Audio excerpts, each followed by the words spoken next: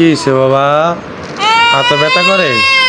ইস, আমাদের দুঃখজনক হচ্ছে আজকে মেয়েটা বিকেলবেলা ব্যথা পাইছে, খেলতে খেলতে ব্যথা পাইছে।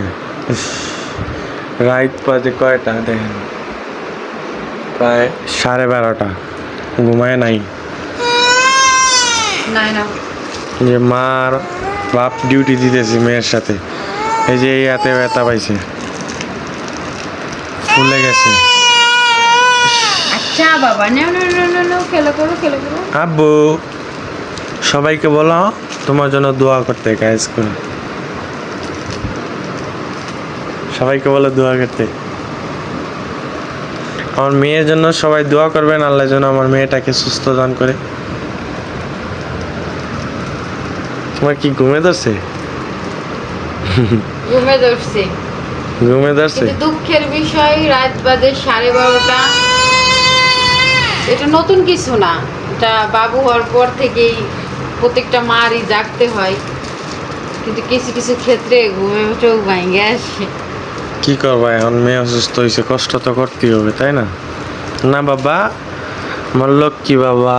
ইস, আব্বু একটা হাসি দেখাও, হাসি হাসি হাসি হাসি। এ মাশাল্লাহ মাশাল্লাহ মাশাল্লাহ মাশাল্লাহ।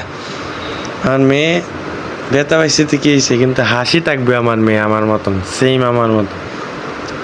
এখনও রাত কিছুই খাই নাই, মেয়ের টেনশনে খাওয়া দাওয়া কিছু হয় নাই আমাদের। এই যে চৌকের অবস্থা, চেহারা ছবির অবস্থা, এই যে আমরা বসে আছি, কিছু করার নাই গ্যাস।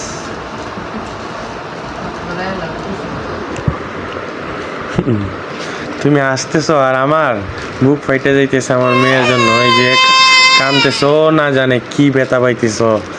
আমি একটা কাহিনী তোমাকে বলি। ছোটবেলায় ফুটবল খেলে আমার পায়ে ব্যথা পাইছিলাম, বুঝছো?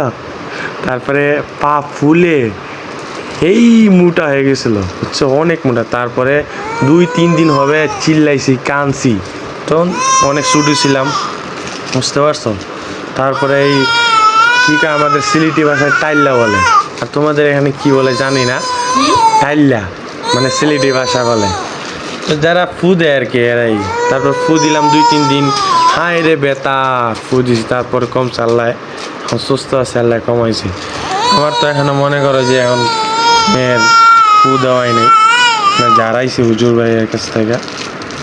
আল্লাহ সুস্থ করো আমার মেয়েটাকে, সবাই ভালো থাকুন, সুস্থ থাকুন। আসসালামু আলাইকুম। আমার মেয়ের জন্য সবাই দোয়া করবেন।